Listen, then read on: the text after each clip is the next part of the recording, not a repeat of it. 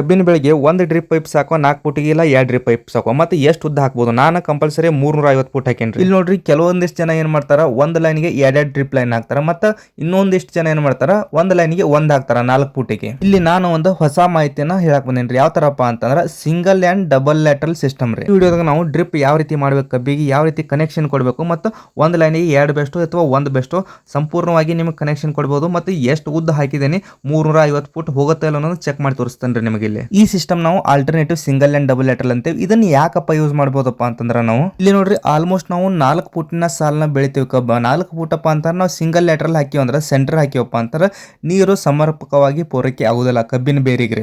ಮತ್ತೆ ಅದೇ ರೀತಿ ನಾವು ಪ್ರತಿಯೊಂದು ಲೈನ್ಗೂ ಡಬಲ್ ಲ್ಯಾಟರಲ್ ಹಾಕಿವಪ್ಪ ಅಂದ್ರೆ ಖರ್ಚು ಜಾಸ್ತಿ. ಅದಕ್ಕಾಗಿ ಈ single and double lateral system best idea ಅಂತ ಹೇಳ್ಬೋದ್ರಿ. ಎಲ್ಲ ರೈತರಿಗೂ ನಮಸ್ಕಾರ. ಈ ವಿಡಿಯೋದಾಗ ನಾನು alternative single and double lateral ನ ಸಿಸ್ಟಮ್ ನ ಅಳವಡಿಸಾಕತ್ತೀನಿ. ಮತ್ತೆ ಇದನ್ನ ಯಾವ ರೀತಿ ಅಳವಡಿಸಬೇಕು, ಪ್ರೊಸೆಸ್ ಏನ ಯಾವ ತರ ಅದ ಅನ್ನೋದನ್ನ ಈ ವಿಡಿಯೋದಾಗ ಸಂಪೂರ್ಣವಾಗಿ ನೋಡೋಣ್ರಿ. ಇವಾಗ ನೋಡ್ತಿರಲ್ಲ, ಇವಾಗ ನಾ ಯೂಸ್ ಮಾಡತ್ತಿದ್ದು ಹೈಡ್ರೋ ಹೋಲ್ ರೀ, ಅಂದ್ರೆ ರೌಂಡ್ ಲ್ಯಾಟ್ರಲ್ ಅಂದ್ರೆ 16 mm 40 ಸೆಂಟಿಮೀಟರ್ ಒಂದು ಡ್ರಿಪ್ಪರ್ ಇರುವಂತ ಒಂದು ತಾಸಿಗೆ 4 ಲೀಟರ್ ಡಿಸ್ಚಾರ್ಜ್ ಇರುವಂತ ಲ್ಯಾಟ್ರಲ್ ನ ಯೂಸ್ ಮಾಡತ್ತೇನೆ. ಇದನ್ನ ಯಾಕೆ ನಾ ರೌಂಡ್ ಲ್ಯಾಟ್ರಲ್ ಯೂಸ್ ಮಾಡತ್ತೇನಪ್ಪ ಅಂದ್ರೆ ಲೆಂತ್ ಕವರ್ ಮಾಡ್ಬೋದ್ರಿ. ಈ ನಾವು ಫ್ಲಾಟ್ ಲ್ಯಾಟ್ರಲ್ ಹಾಕೋದ್ರನ್ನ ಈ ಲೆಂತ್ ಅನ್ನ ಕವರ್ ಮಾಡಕ ಲೆಂತ್ ಏನಪ್ಪಾ ಅಂತಂದ್ರೆ ಈ ದಂಡಿ ಅಂತ ಆ ದಂಡಿವರೆಗೂ ನಂದು 345 ಫೂಟ್ ಉದ್ದ ಐತ್ರಿ. 345 ಫೂಟ್ ಉದ್ದ ಈ ಲ್ಯಾಟ್ರಲ್ಸ್ ಕವರ್ ಮಾಡ್ಬೋದಾ, ಇದು ಪಾಸಿಬಲ್ ಆಯ್ತಾ, ಇದನ್ನ ಚೆಕ್ ಮಾಡಿ ತೋರಿಸ್ತೇನೆ ರೀ ನಿಮ್ಗೆ. ಮುಂದೆ ಈ ವಿಡಿಯೋನ ಕಂಟಿನ್ಯೂ ಆಗಿ ನೋಡ್ರಿ. ಟೋಟಲ್ ಆಗಿ ಆ ದಂಡಿ ಅಂತ ಈ ದಂಡಿಗೆ ನನಗೆ 345 ಫೂಟ್ ಐತಿ. ಇದನ್ನ ಸೆಂಟರ್ ಮಾಡಿ ಹಾಕೋಕ್ಕಾಗೋದಿಲ್ಲ. ಯಾಕಪ್ಪ ಅಂತ ನಾಳೆ ಕಬ್ಬು ಎತ್ತರ ಆದ್ಮೇಲೆ ನನಗೆ ಇದನ್ನ ಮೇಂಟೈನ್ ಮಾಡೋಕ್ಕಾಗೋದಿಲ್ಲ. ಅದಕ್ಕಾಗಿ ನೋಡ್ರಿ ಇದನ್ನ ಈಗ ವೈಂಡ್ರಿ ಯೂಸ್ ಮಾಡತ್ತೇನೆ. ವೈಂಡ್ರಿ ಯೂಸ್ ಮಾಡೋದ್ರಂತ ಅನುಕೂಲಗಳು ನೋಡ್ರಿ. ಜಸ್ಟ್ ಇದ್ರೊಳಗೆ ಹಾಕಿ ನಾವು ಆ ಕಡೆ ಒಬ್ರು ಹೇಳ್ಕೊತ ಹೋದಿವಪ್ಪ ಅಂತಂದ್ರೆ ಇದನ್ನ ನಾವು ಪೈಪ್ ಫೋಲ್ಡ್ ಆಗೋದಿಲ್ಲ, ಅಂದ್ರೆ ಮಡ್ಚೋದಿಲ್ಲ. ಅದಕ್ಕಾಗಿ ನಾವು ಡ್ರಿಪ್ ವೈಂಡರ್ನ ಯೂಸ್ ಮಾಡ್ಬೇಕ್ರಿ. ಮತ್ತು ಇನ್ನೊಂದು ಇದ್ರ ಅನುಕೂಲ ಏನಪ್ಪ ಅಂತಂದ್ರೆ ಯಾವುದೇ ರೀತಿ ನಮಗೆ ಬ್ಯಾಸರ ಆಗೋದಿಲ್ಲ, ಅಂದ್ರೆ ಇದಕ್ಕೆ ಒಬ್ಬರ ಇದ್ರು ನಡೆಯುತ್ತೆ. ನಾವು ಫಸ್ಟ್ ಹೊಲ ತುಂಬ ಪೈಪ್ ಎಲ್ಲ ಹೇಳ್ಕೊಂಡಾದ್ಮೇಲೆ ನಾ ಇದನ್ನ ಏನೈತಲ್ರಿ ಮೊದಲು ಯೂಸ್ ಮಾಡಿರ್ತಕ್ಕಂಥ ಪೈಪ್ನ ಹಾಕತ್ತೇನೆ. ರೇನ್ ಪೈಪ್ಗೆ ಯೂಸ್ ಮಾಡಿದ್ದ ಹೊಸ ತೊಗೊಳಕ್ಕಾಗೋದಿಲ್ಲ. ಪ್ರತಿ ಸಲನೂ ಜಾಸ್ತಿ ಖರ್ಚು ಮಾಡೋ ಅವಶ್ಯಕತೆ ಇಲ್ಲ. ಮತ್ತು ನಾ ಹೋಲ್ ಮಾಡಕ್ಕೆ ಈ ಮಷಿನ್ ಯೂಸ್ ಮಾಡತ್ತೇನೆ ರೀ. ಕೈಲಿಂತ್ರನೂ ಹಾಕ್ಬೋದು. ಆದ್ರೆ ಏನು ಪ್ರಾಬ್ಲಮ್ಪ ಅಂದ್ರೆ ಈ ಹಳೆ ಪೈಪ್ ಇದ್ರೆ ಕೈಲಿಂತ್ರ ಹಾಕುವಾಗ ಏನಾಗುತ್ತೆ ರೀ ಪ್ರಾಬ್ಲಮ್ ಅಂದ್ರೆ ಪೈಪ್ ಸೀಳತ್ತೆ. ಅದಕ್ಕಾಗಿ ನಾವು ಇದನ್ನ ಮಷಿನ್ ಯೂಸ್ ಮಾಡೋದ್ರಂತ ಪೈಪ್ ಸೀಳೋದಿಲ್ಲ, ಕರೆಕ್ಟಾಗಿ ನಮ್ಗೆ ಹೋಲ್ ಕರೆಕ್ಟಾಗಿ ಬೀಳತ್ತೆ. ಮತ್ತು ಇನ್ನೊಂದು ಏನಪ್ಪ ಅಂದ್ರೆ ಇದನ್ನ ನಾ ಎಷ್ಟು ಇಂಚಿ ಪೈಪ್ ತೊಗೊಂಡೇನಪ್ಪ ಅಂದ್ರೆ 63 mm 2 ಇಂಚಿ ಪೈಪ್ ತೊಗೊಂಡೇನೆ. ಯಾಕಪ್ಪ ಅಂದ್ರೆ ನೀರು ಸಣ್ಣದವ್ರು, ನಮ್ಗೆ ನೀರು ಜಾಸ್ತಿ ಅಲ್ಲ, ಅದಕ್ಕಾಗಿ ನಾನು ಇದನ್ನ ಯೂಸ್ ಮಾಡತ್ತೇನೆ. ಇಲ್ಲ ನೀರು ಜಾಸ್ತಿ ಇದ್ದಪ್ಪ ಅಂದ್ರೆ ನಾವು 2.5 ಇಂಚಿ ಕಂಪಲ್ಸರಿ ಯೂಸ್ ಮಾಡಬೇಕಾಗತ್ತೆ. ಇನ್ನೊಂದು ಏನಪ್ಪ ಅಂದ್ರೆ ನಾವು ಕಂಪಲ್ಸರಿ 2.5 ಪೂರ್ತಿಯಾಗಿ ಯೂಸ್ ಮಾಡ್ಬೇಕಂತೇನಿಲ್ಲ. ಸ್ಟಾರ್ಟಿಂಗ್ ಒಂದು 2 ಪೀಸ್ ಒಂದು 50 ಅಥವಾ 40 ಫೂಟನ್ನು 2.5 ಇಂಚಿ ಅಂದ್ರೆ 75 ಹಾಕೊಂಡ್ರೆ ಏನಾಗತ್ತೆ ರೀ. ಸ್ಟಾರ್ಟಿಂಗ್ ಒಂದು 20 ಫೂಟನ್ನು ನಾವು 2.5 ಇಂಚಿ ಪೈಪ್ ಯೂಸ್ ಮಾಡ್ರೆ ಇದು ಪ್ರೆಷರ್ ಏನೈತಲ್ರಿ ಇಲ್ಲೇ ರಿಲೀಸ್ ಆಗತ್ತೆ ರೀ. ಪ್ರೆಷರ್ ಮೆಟಿಕಲ್ ಪ್ರೆಷರ್ ಡೌನ್ ಆದ್ಮೇಲೆ ನಮ್ಗೆ 2 ಇಂಚಿ ಪೈಪಿಗೆ ಏನೈತಲ್ಲ ಪ್ರೆಷರ್ ಭಾಳ ಬೀಳೋದಿಲ್ಲ. ನೋಡ್ರಿ ನಾವು ಈ ತರ ರಬ್ಬರ್ ಯೂಸ್ ಮಾಡತ್ತೀನಿ. ಆಲ್ಮೋಸ್ಟ್ 19 mm ಯೂಸ್ ಮಾಡ್ತಾರೆ. ಇದು 16 mm ರೀ, ಬಕೆಟ್ ವೈಸರ್ ಅಂತೂ ಕರೀತಾರೆ. ನಾ ಇದನ್ನ ಯೂಸ್ ಮಾಡತ್ತೀನಿ. ಮತ್ತು ಲ್ಯಾಟ್ರಲ್ ಕಾಕ್ ಯೂಸ್ ಮಾಡತ್ತೇನೆ ರೀ. ಅಂದ್ರೆ ನೀರನ್ನು ನಾವು ಎಷ್ಟು ಸಲಿಬೇಕಲ್ಲ ಅಷ್ಟೇ ಲಿಮಿಟೆಡ್ ನೀರು ಬಿಡಕ್ಕೆ ಲ್ಯಾಟ್ರಲ್ ಕಾಕ್ ಯೂಸ್ ಮಾಡತ್ತೀನಿ. ಮತ್ತು ಇದನ್ನ ನೋಡ್ರಿ ಒತ್ತಕಾಕ್ ಏನೈತಲ್ಲ ಇದನ್ನ ನಾವು ಕಟ್ ಮಾಡಿದಂಥ ಡ್ರಿಲ್ ಬಿಟ್ ಕಟ್ ಮಾಡಿರ್ತೀವಲ್ರಿ ಅದನ್ನ ಯೂಸ್ ಮಾಡ್ಕೊಂಡ್ರೆ ಭಾಳ ಬೆಸ್ಟ್ ರೀ. ಯಾಕಪ್ಪ ಅಂತಂದ್ರೆ ಕೈ ನೋವಾಗಿಬಿಡ್ತೈತೆ ರೀ ಜಾಸ್ತಿ ನಾವು ಕೈಲಿಂದ ಒತ್ತೋದು. ಅದಕ್ಕಾಗಿ ನಾವು ಈ ಡ್ರಿಲ್ ಬಿಟ್ ಏನೈತಲ್ರಿ ಕಟ್ ಮಾಡಿ ಮಷಿನ್ಗೆ ಜೋಡಿಸಿದ್ನಲ್ಲ ಅದನ್ನ ಯೂಸ್ ಮಾಡತ್ತೀನಿ. ಈ ಥರ ಯೂಸ್ ಮಾಡೋದ್ರಂತ ಕೈಗೆ ನಮ್ಗೆ ನೋಡ್ರಿ ಇದಕ್ಕೆ ರಬ್ಬರ್ ಹಾಕಿ ನಾವು ಇದರೊಳಗೆ ಹಾಕಿ ಜಸ್ಟ್ ಒತ್ತಿ ಬಿಟ್ರೆ ಪ್ರೆಷರ್ ಹಾಕಿ ಒತ್ತಿ ಬಿಟ್ರೆ ಸಲೀಸಾಗಿ ಕೊಡುತ್ತೆ ರೀ. ಅಂದ್ರೆ ಕೈಲಿಂತ್ರನ ಒತ್ತಿರ ಎಲ್ಲಾನು ಒತ್ತುಗೊಳ್ದ ಕೈ ಭಾಳ ನೋವಾಗುತ್ತೆ. ಅದಕ್ಕಾಗಿ ಜಸ್ಟ್ ಇದ್ರೊಳಗೆ ಇದನ್ನ ಹಾಕಿ ಸ್ವಲ್ಪ ಪ್ರೆಸ್ ಮಾಡಿಬಿಟ್ರೆ ಏನೈತಲ್ರಿ ಕರೆಕ್ಟಾಗಿ ಕೂರ್ತೈತೆ. ನಮಗೆ ಮುಂದೆ ಯಾರು ಡ್ರಿಪ್ ಮಾಡೋರಿದ್ರೆ ಈ ಸಿಸ್ಟಮ್ನ ಯೂಸ್ ಮಾಡ್ಕೊರಿ.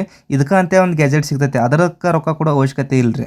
ನೋಡ್ರಿ ಈಗ ನಾನು ಫೈನಲ್ ಆಗಿ ಎಲ್ಲ ಲೈನ್ಗೂ ಕನೆಕ್ಷನ್ ಕೊಟ್ಟಿನಿ. ಅದು ಯಾವ ರೀತಿಯಪ್ಪ ಅಂತಂದ್ರೆ ಸಿಂಗಲ್ ಆ್ಯಂಡ್ ಡಬಲ್ ಲ್ಯಾಟ್ರಲ್. ಆಗಲೇ ಹೇಳಿದ್ನಲ್ರಿ ಈ ಲೈನ್ಗೆ ಡಬಲ್ ಇರ್ತೈತಿ ಮತ್ತು ಇದರ ನೆಕ್ಸ್ಟ್ ಲೈನ್ಗೆ ಸಿಂಗಲ್ ರೀ. ಈಗ ನೋಡ್ತಿರಲ್ಲ ಆ ಕಡೆ ಈ ಕಡೆ ದಂಡಿಗೆ ಹಾಕ್ಬೇಕ್ರಿ. ಯಾಕಪ್ಪ ಅಂದ್ರೆ ಬೇರ್ಗಳು ನೆನೆ ಹಾಕಿ ಇದು ಸಿಂಗಲ್ ಲೈನ್ ಮತ್ತು ಅದೇ ರೀತಿ ಇದು ಡಬಲ್ ಲೈನ್. ಪ್ರತಿ ಲೈನ್ಗೂ ಈ ಥರ ಸಿಂಗಲ್ ಆ್ಯಂಡ್ ಡಬಲ್ ಲ್ಯಾಟ್ರಲ್ ಮಾಡೋದ್ರ ಅಂತಾರೆ. ಅಂದ್ರೆ ಇದು ಏನೈತಲ್ರಿ ಇದು ಒಂದು ಸಿಂಗಲ್ ಲೈನ್ ತೋರಿಸಿರ ಇದು 2 ಕಡೆ ತೋರಿಸಿರ್ತೈತ್ರಿ. 2 ಲೈನ್ ತೋದ್ಬಿಟ್ಟಿರ್ತಾವೆ. ಇದ್ರ ಜಸ್ಟ್ ನಡಬರ್ಕ್ ತೋರ್ಸಾಕ ಮತ್ತೆ ಇದು 2 ಲೈನ್ ತೋರಿಸ್ತೈತ್ರಿ. ಹಾಗಾಗಿ single and double lateral use ಮಾಡೋದ್ರಂತ ನಾವು ಕಡಿಮೆ ಖರ್ಚಿನಾಗ ಜಲ್ದಿಯನ್ನು ಜಾಸ್ತಿ ನೀರು ಉಣಿಸ್ಬೋದು, ಅಂದ್ರೆ ಕಡಿಮೆ ಟೈಮ್ದಾಗ ನೀರು ಉಣಿಸ್ಬೋದ್ರಿ. ನೋಡ್ರಿ ಫೈನಲ್ ಆಗಿ ನಾನು ಎಲ್ಲ ಕನೆಕ್ಷನ್ ಕೊಟ್ಟಿದ್ದೀನಿ. ಲಾಸ್ಟ್ ದಂಡಿ ಅಂತ ಒಮ್ಮೆ ಎಳೆದ್ ಬಿಡ್ಬೇಕ್ರಿ. ಯಾಕಪ್ಪ ಅಂತಂದ್ರೆ ನಡಬರ್ಕ್ ಇಲ್ಲಾರ ಫೋಲ್ಡ್ ಆಗಿದ್ದಪ್ಪ ಅಂತಂದ್ರೆ ನಮಗೆ ಬಂದ್ಬಿಡ್ತಾವ್ರಿ ಎಳೆದ್ರೆ. ಹಂಗಾಗಿ ನಾವು ಜಾಸ್ತಿ ಹೊಲದಾಗ ಅಡ್ಡಾಡೋ ಅವಶ್ಯಕತೆ ಇರಂಗಿಲ್ಲ. ಮಾಡ್ರೆ ಮುಗಿಯಲ್ರಿ. ಆದ್ರೂ ನಾವು ನೀರು ಸ್ಟಾರ್ಟ್ ಆದ್ಮೇಲೆ ಒಂದ್ಸಲ ಎಲ್ಲ ಹೊಲದೊಳಗೆ ಅಡ್ಡಾಡ್ಬೇಕು. ಯಾಕಪ್ಪ ಅಂದ್ರೆ ಫೋಲ್ಡನ್ನು ಮಡಿಸಿರ್ತಾವ್ರಿ ಒಂದೊಂದು, ಆ ಫೋಲ್ಡನ್ನು ನಾವು ತೆಗಿಬೇಕಾಗತ್ತೆ. ಇವಾಗ ನಾನು ಎಲ್ಲ ಲೈನ್ಗೂ ಕನೆಕ್ಷನ್ ಕೊಟ್ಟು ಈ ಕಡೆ ಅಂತ ಒಮ್ಮೆ ಜಗ್ಗಾತನ್ರಿ. ಯಾಕಪ್ಪ ಅಂತಂದ್ರೆ ಫೋಲ್ಡ್ ಇದ್ದಿದ್ದು ಕ್ಲಿಯರ್ ಆಗ್ತಾವು. ಆಮೇಲೆ ನೀರನ್ನ ಕನೆಕ್ಷನ್ ಕೊಡೋದನ್ನ ಹೇಳ್ತೀನಿ ನಿಮಗೀಗ. ನೋಡ್ರಿ ನನಗೆ ಒಂದೆರಡು ಸಣ್ಣ ಪೀಸ್ ಕಟ್ ಪೀಸ್ ಬೇಕಾಗಿದ್ದು ಅಂದ್ರೆ ಮೇಲ್ ಫಿಮೇಲ್ ಕಪ್ಲರ್ನ ಹಾಕಿಸ್ಕೊಳಕ್ಕೆ ಫ್ಯಾಕ್ಟ್ರಿಗೆ ಬಂದೇನೆ. ಇದನ್ನ ಹಾಕಿಸ್ಕೊಂಡ ಮನೆಗೆ ಹೋಗಿ ಕನೆಕ್ಷನ್ ಕೊಡ್ಬೇಕ್ರಿ. ಇಲ್ಲಿ ನೋಡ್ರಿ ನನಗೆ ಅಲ್ಲಿಂದ ಇಲ್ಲಿಗೆ ಬರೀ ಒಂದು 10 ಫೂಟಿನ ಪೈಪ್ ಬೇಕಾಗಿತ್ತು. ಇದಕ್ಕೆ ಏನೈತಲ್ರಿ ನಾನು ಇವನ್ನ ಮೇಲ್ ಆ್ಯಂಡ್ ಫಿಮೇಲ್ ಕಪ್ಲರ್ ಪೈಪ್ನ ಕಟ್ ಮಾಡ್ಕೊಂಡು ಹೋಗಿ ಫ್ಯಾಕ್ಟ್ರಿಗೆ ಹೋಗಿ ಹಾಕಿಸ್ಕೊಂಡ್ ಬಂದಿನಿ. ಯಾಕಂದ್ರೆ ಇಲ್ಲಿ 20 ಫೂಟಿನ ಪೈಪ್ ದೊಡ್ಡದಾಕೈತ್ರಿ. ಇಲ್ಲಿ ನೋಡ್ರಿ ಇದನ್ನ PVC ಪೈಪಿಗೆ ಹೆಂಗೆ ಕನೆಕ್ಷನ್ ಕೊಡೋದೇನಪ್ಪ ಅಂತಂದ್ರೆ ಜಸ್ಟ್ ಇಲ್ಲೊಂದು ತುಕಡಿ ಹಾಕಿ ಅಂದ್ರೆ PVC ಪೈಪ್ನ ಕಟ್ ಮಾಡಿ ಇಲ್ಲಿ ಸಣ್ಣದಾಗಿ ನಾನು ಲಾಕ್ ಸಿಸ್ಟಮ್ ಮಾಡ್ಕೊಂಡ್ರಿ. ಇಲ್ಲೇನು ಕಾಣತ್ತಲ್ಲ ನಡಬರ್ಕ್ ಸೆಂಟ್ರ್ ಇದನ್ನ ಲಾಕ್ ಸಿಸ್ಟಮ್ ಮಾಡ್ಕೊಂಡಾನೆ. ಇದನ್ನ ನಾನು ಇಲ್ಲಿ ಏನೈತಲ್ರಿ ಇದು ಫಿಮೇಲ್ ಕಪ್ಲರ್ ಅಂತೇವಿ ಈ ಕಡೆದ. ಇದನ್ನ ನಾನು ಫ್ಯಾಕ್ಟ್ರಿಗೆ ಹೋಗಿ ಹಾಕಿಸ್ಕೊಂಡ್ ಬಂದೇನ್ರಿ. ಮತ್ತೆ ನಿಮ್ಗೆ ಇಲ್ಲಿ ಮುಂದೆ ತೋರಿಸ್ತೀನಿ ನೋಡ್ರಿ. ಇದನ್ನ ನಾನು ಈಗ ಕನೆಕ್ಷನ್ ಯಾವ ರೀತಿ ಕೊಡತ್ತೀನಪ್ಪ ಅಂದ್ರೆ ಇದು ಹಳೇದ್ರಿ. ಇದನ್ನ ಕುಳೆ ಕಬ್ಬಿಗೆ ಮಾಡ್ಕೊಂಡಾನೆ. ಈಗ ಡೈರೆಕ್ಟ್ ನೇರವಾಗಿ ನಾನು ಚಂಬರ್ ಯಂತ್ರ ಕನೆಕ್ಷನ್ ಕೊಡತ್ತೀನಿ. ಇಲ್ಲಿ ಪೈಪ್ ಕಟ್ ಮಾಡಿ ಯಾವುದೇ ರೀತಿ ಆಲ್ಟ್ರೇಷನ್ ಮಾಡತ್ತಿಲ್ರಿ. ನಾನು ನೇರವಾಗಿ ಚಂಬರ್ ಯಂತ್ರ ಕೊಡತ್ತೀನಿ. ಇವಾಗ ನೋಡ್ರಿ ನಾನು ಕನೆಕ್ಷನ್ ಕೊಟ್ಟು ನೀರನ್ನ ಸ್ಟಾರ್ಟ್ ಮಾಡಿದ್ದೀನಿ. ನೀರು ಹೊಂಟತ್ರಿ. ಯಾಕಪ್ಪ ಅಂದ್ರೆ ಈ ಪೈಪ್ ಹಳೇದಾಗಿರೋದಂತ ಎಲ್ಲೆಲ್ಲಿ ಹೊಡೆದತಿ ಏನು ನಮ್ಗೆ ಗೊತ್ತಾಕತ್ರಿ. ಸ್ವಲ್ಪ ಲೀಕೇಜ್ ಇರ್ತೈತಿ. ಲೀಕೇಜ್ ನನಗೇನು ಪ್ರಾಬ್ಲಮ್ ಇಲ್ಲ. ಯಾಕಂದ್ರೆ ಕಬ್ನ್ಯಾಗ ಬೀಳತ್ತಲ್ರಿ ನೀರು. ಅದಕ್ಕಾಗಿ ಯಾವುದೇ ರೀತಿ ಲೀಕೇಜ್ ಇದ್ರೆ ನಂಗೆ ನಡಿತೈತಿ. ಆದ್ರೆ ದೊಡ್ಡ ಇದ್ರೆ ಅವನ್ನ ಬಂದ್ ಮಾಡ್ಬೇಕು. ಅದಕ್ಕೆ ಪೈಪ್ನ ಟೆಸ್ಟ್ ಮಾಡತ್ತೀನಿ ಎಲ್ಲೆಲ್ಲಿ ಹೊಡೆದತಿ ಏನಾಗೈತೆ ಅನ್ನೋದನ್ನ. ಈಗ ನಾವು ಸ್ಟಾರ್ಟ್ ಮಾಡಿದ್ದು ಎಲ್ಲಾನು ಬಂದ್ ಮಾಡತ್ತೀನಿ. ಇದು ನೋಡ್ರಿ ಮೊದಲು ಯೂಸ್ ಮಾಡಿದ್ದ ಇವನ್ನೆಲ್ಲಾನು ಬಂದ್ ಮಾಡ್ಕೊತ ಹೋಗಿ ಅಂದ್ರೆ ಪೈಪ್ ಎಲ್ಲಿ ಹೊಡೆದತಿ ಏನಾಗೈತೆ ಅಂತೇಳಿ ಕನೆಕ್ಷನ್ನ ಚೆಕ್ ಮಾಡಿದಾದ್ಮೇಲೆ ಪೈಪ್ನ್ಯಾಗ ನೀರು ಹೋಗಿಸ್ತೇನೆ ರೀ. ಮತ್ತು ಇನ್ನೊಂದು ಏನಪ್ಪ ಅಂದ್ರೆ ನಾವು ಡ್ರಿಲ್ ಹಾಕೋತ್ನ್ಯಾಗ ಎಲ್ಲ ಇದ್ರೊಳಗೆ ಏನ ಕಸ ಕಡ್ಡಿ ಹೋಗಿರ್ತಾವು. ಈ PVC ಪೈಪ್ ತುಕಡಿ ಇವೆಲ್ಲಾನು ಲಾಸ್ಟ್ ಹೋಗಿ ಅಂದ್ರೆ ಫ್ಲಶ್ ವಾಲ್ನ ಓಪನ್ ಮಾಡಿಟ್ಟಿರ್ತೇನೆ ರೀ. ಲಾಸ್ಟ್ ಎಂಡ್ ಕ್ಯಾಪ್ನ ಓಪನ್ ಮಾಡಿಟ್ಟಿರ್ತೇನೆ. ಈಗ ನೇರವಾಗಿ ಎಂಡ್ ಕ್ಯಾಪ್ ತೋರಿಸ್ತೀನಿ ಬರ್ರಿ. ಯಾವ ರೀತಿ ಓಪನ್ ಇಟ್ಟೇನೆ ಅಂದ್ರೆ ಎಲ್ಲ ರೀತಿ ಹೊಲಸು ಹೋಗ್ಬೇಕಲ್ರಿ. ಅದಕ್ಕಾಗಿ ಈ ಓಪನ್ ಇಡ್ಲಿಕ್ಕಪ್ಪ ಅಂದ್ರೆ ಇದು ಪೈಪ್ ಒಳಗೆ ಹೋಗಿ ಅಂದ್ರೆ ಡ್ರಿಪ್ ಪೈಪ್ ಹೋಲ್ ಬಂದಾಗೋ ಚಾನ್ಸಸ್ ಭಾಳ ಇರ್ತಾವೆ. ಅದಕ್ಕಾಗಿ ಈ ಲಾಸ್ಟ್ ನಾನು ಫ್ಲಶ್ ವಾಲ್ನ ಓಪನ್ ಇಟ್ಟೇನ್ರಿ. ಇಲ್ಲಿ ಕಾಣತ್ ನೋಡ್ರಿ ಈಗ ಹೊಲಸೆಲ್ಲ ಬರತ್ತಾವ ಅದ್ರೊಳಗಿನ್ನು. ಅಂದ್ರೆ ಭಾಳ ದಿವಸ ಆಗಿತ್ತಲ್ರಿ ಪೈಪ್ ಯೂಸ್ ಮಾಡಿ ಎಲ್ಲ ಹೊಲಸ್ಗಳು ಲಾಸ್ಟ್ ಕೊಡ್ತಾವು. ಈ ಪೈಪ್ ಎಲ್ಲಿ ಡ್ಯಾಮೇಜ್ ಆಗಿತ್ತಲ್ಲ ಅದನ್ನ ಸ್ವಲ್ಪ ರೆಡಿ ಮಾಡ್ಕೊಂಡ್ರೆ ಮುಗಿದೋಯ್ತ್ರಿ ಕೆಲಸ. ಕನೆಕ್ಷನ್ ಅಂತ ಕೊಟ್ಟಿದ್ದೀನಿ ಎಲ್ಲಾನು. ಲಾಸ್ಟ್ ಇರೋ ಫ್ಲಶ್ ವಾಲ್ನ ಕ್ಲೋಸ್ ಮಾಡಿದ್ದೀನಿ. ಇದೇ ರೀತಿ ಎಲ್ಲ ಪೈಪ್ನು ಆನ್ ಮಾಡ್ಕೊಳತ್ತೇನ್ರಿ. ಇವಾಗ ಆನ್ ಮಾಡ್ಕೊಂಡ್ಮೇಲೆ ನಮಗೆ ನೀರು ಹೋಗತ್ತಾ. ಮತ್ತು ಲಾಸ್ಟಿಗೆ ಹೋಗಿ ನೋಡಿದಾಗ ಗೊತ್ತಾಗತ್ತಾ ನಮಗೆ ಯಾವ್ಯಾವ ಪೈಪ್ನಾಗ ನೀರು ಬರತ್ತಿಲ್ಲ. ಅವಾಗ ಏನು ಮಾಡ್ಬೇಕಂದ್ರೆ ರೀ ಫೋಲ್ಡ್ ಆಗಿರ್ತಾವೆ ನಡಬರ್ಕ್ ಪೈಪ್ ಮಡಿಚಿರ್ತಾವೆ ಇಲ್ಲ ಎಲ್ಲೋ ಅಕಸ್ಮಾತ್ ಕಟ್ ಆಗಿರ್ತಾವಲ್ರಿ. ಹಾಗಾಗಿ ನೀರು ಬರ್ತಿರ್ತಿಲ್ಲ. ಒಂದು ಅರ್ಧ ತಾಸು ನಾವು ನೀರು ಹರಿಸಿದ್ರೆ ಗೊತ್ತಾಗ್ಬಿಡ್ತದೆ ಯಾವ ಪೈಪ್ನಾಗ ಬರತ್ತಾವ ಯಾವ ಪೈಪ್ನಾಗ ಇಲ್ಲ ಅಂತೇಳಿ. ಇಲ್ಲಿ ನೋಡ್ರಿ ಇವಾಗ ಸ್ಟಾರ್ಟ್ ಆಗೈತೆ ನೀರು. ಇವಾಗ ಬೀಳಕ್ಕೆ ಸ್ಟಾರ್ಟ್ ಆಗತ್ತೆ ರೀ. ಅಂದರೆ ಪ್ರೆಷರ್ ಅಲ್ಲ ಲಾಸ್ಟ್ವರೆಗೂ ನಾನು ಹೇಳಿದ್ನಲ್ರಿ ಆಗಲೇ ನಿಮ್ಗೆ 350 ಫೂಟ್ ಹಾಕಿದ್ದೇನೆ ಅಂತೇಳಿ. 350 ಫೂಟ್ ನೀರು ತುಂಬ್ಕೊಂಡಾದ್ಮೇಲೆ ಇಲ್ಲಿ ನೀರು ಬೀಳಕ್ಕೆ ಸ್ಟಾರ್ಟ್ ಆಗುತ್ತೆ. ಇನ್ನೊಂದು ನಿಮ್ಗೆ ಲೈವ್ ಆಗಿ ತೋರಿಸ್ತೇನೆ ರೀ 350 ಫೂಟಿಗೆ ಯಾವ ಥರ ನೀರು ಬೀಳತ್ತೈತೋ ಇಲ್ಲೋ. 350 ಫೂಟು ಈ drip pipe 16 mm drip pipe control ಮಾಡತ್ತಲ್ಲೋ ಅಂದ್ರೆ ಕವರ್ ಮಾಡತ್ತಲ್ಲೋ ಕೊನೆವರೆಗೂ ಇದು ಪ್ರೆಷರ್ ಬರುತ್ತಲ್ಲ ಅಂತೇಳಿ ನಿಮ್ಗೆ ತೋರಿಸ್ತೇನೆ ರೀ ಈ ವಿಡಿಯೋದಾಗ. ತೋರಿಸ್ತೀನಿ ನೋಡ್ರಿ ಲಾಸ್ಟ್ನಾಗ ಯಾವ ರೀತಿ ನೀರು ಬೀಳತ್ತೈತಿ ಅಂದ್ರೆ 345 ಫೂಟ್ ಉದ್ದ ಹಾಕಿದ್ದೇನೆ. ಆದರೂ ನೀರು ನಮ್ಗೆ ಕರೆಕ್ಟಾಗಿ ಬರತ್ತೈತೆ. ಇದಕ್ಕೆ ಪ್ರೆಷರ್ನ ತೋರಿಸ್ತೇನೆ ನಿಮಗೆ ಎಷ್ಟು ಪ್ರೆಷರ್ ಕೊಟ್ಟಿದ್ದೇನೆ ಅಂತೇಳಿ. ನಾನು 350 ಫೂಟ್ ಹಾಕಿದ್ರೂ ನಮಗೆ ಕರೆಕ್ಟಾಗಿ ನೀರು ಪ್ರೆಷರ್ ಬರತ್ತೈತೆ ರೀ. ಯಾಕಪ್ಪ ಅಂತಂದ್ರೆ ನಾನು ಕೆಲವೊಂದಿಷ್ಟು ಹೈಡ್ರೋ ಹೋಲ್ ಯೂಸ್ ಮಾಡಿದ್ದೀನಿ ರೌಂಡ್ ಲ್ಯಾಟ್ರಲ್ಲ. ಇದೇನು ಕಾಣತ್ತೈತಲ್ರಿ ಇದು ಫ್ಲ್ಯಾಟ್. ಇದು ನಮಗೆ ಜಾಸ್ತಿ ನೀರು ಕವರ್ ಮಾಡೋದಿಲ್ಲ ಅನ್ಸತ್ತೆ. ಆದರೆ ಹೈಡ್ರೋ ಹೋಲ್ ಮಾತ್ರ ಕಂಪಲ್ಸರಿ 345 ಫೂಟ್ ಮಟ್ಟ ಕಂಟ್ರೋಲ್ ಮಾಡ್ತೈತಿ. ಮತ್ತು ಇದು ಕನ್ಫರ್ಮ್ ಆಯ್ತು ರೀ ನಮಗೆ. ಯಾರಾದರೂ ನೀವು ಡ್ರಿಪ್ ಹಾಕೊಳ್ಳೋರಿದ್ರೆ 350 ಮಟ್ಟ ಹಾಕ್ಕೋಬೋದು ರೀ ಓನ್ ರಿಸ್ಕ್. ಮತ್ತೇನಾಯ್ತಲ್ಲ ನಾವು ಪ್ರೆಷರ್ನ ಮೇಂಟೈನ್ ಮಾಡ್ಬೇಕಾಗತ್ತೆ. ಇಲ್ಲಿ ನೋಡತ್ತಿರಲ್ಲ ಯಾವ ರೀತಿ ನೀರು ಬೀಳತೈತಿ. 345 ಫೂಟ್ ಕಂಪಲ್ಸರಿ ಹಾಕಿದ್ದೀನಿ ನಾನು.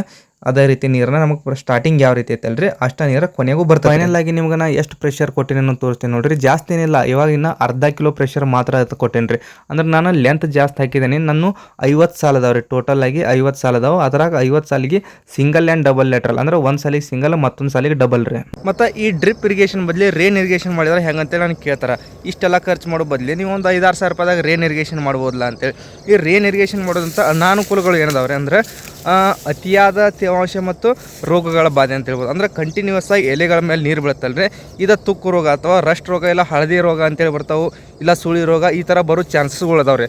ಮತ್ತು ಇನ್ನೊಂದೇನಪ್ಪ ಅಂದ್ರೆ ಗಾಳಿ ಜಾಸ್ತಿ ಬೀಸ್ತತ್ತಲ್ಲ ಅವಾಗ ಈ ನೀರು ಆವಿ ಆಗೋ ಚಾನ್ಸಸ್ ಜಾಸ್ತಿ ಇರ್ತೈತೆ ರೀ. ಮತ್ತು ಇನ್ನೊಂದೇನಪ್ಪ ಅಂತಂದ್ರೆ ನಾವು ಈ ಗೊಬ್ಬರ ಏನೈತಲ್ಲ ಈ ಹನಿ ನೀರಾವರಿ ಹೇಳ್ಬಿಡ್ತೀವಲ್ಲ ಈ ರೀತಿ ಗೊಬ್ಬರ ಬಿಡೋಕ್ಕಾಗೋದಿಲ್ಲ ರೀ ರೇನ್ ಡ್ರಿಪ್ ಒಳಗೆ. ಯಾಕಪ್ಪ ಅಂದ್ರೆ ಆ ಗೊಬ್ಬರ ಎಲೆಗಳ ಮೇಲೆ ಬೀಳ್ತೈತಿ. ಎಲೆಗಳ ಮೇಲೆ ಬಿದ್ದರೆ ಏನೈತಲ್ಲ ಮತ್ತು ಕೊಳೆ ರೋಗ ಆಗಿರ್ಬೋದು ಈ ಥರ ರೋಗ ಹರಡ್ತಾವೆ.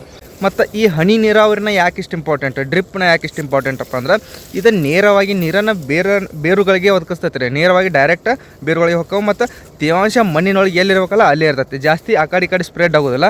ಹಾಗಾಗಿ ನೀರು ವೇಸ್ಟ್ ಆಗೋದಿಲ್ಲ. ಈ ರೇನ್ ಪೈಪ್ ಒಳಗೆ ಏನೈತಿಲ್ಲ ನೀರನ್ನು ಜಾಸ್ತಿ ಬೇಕು ರೀ. ಮತ್ತು ಲೆಂತ್ ಕವರ್ ಮಾಡೋದಿಲ್ಲ. ಉದ್ದಕ್ಕೆ ಭಾಳ ಆದ್ರೆ ನಾವು ರೇನ್ ಪೈಪ್ ಹಾಕಿದ್ರೆ 150 ಫೂಟ್ ಮಟ್ಟ ಹಾಕೋಬೋದು. ಆದ್ರೆ ಇದನ್ನು ನಾವು ಡ್ರಿಪ್ ಅಳವಡಿಕೆ ಮಾಡ್ರೆ 300 ಫೂಟ್ ಮಟ್ಟ ನಾವು ಹಾಕೋಬೋದು. ನಾನು ಆಲ್ರೆಡಿ ವಿಡಿಯೋದ ತೋರಿಸಿನಿ ರೀ ಇಲ್ಲಿ.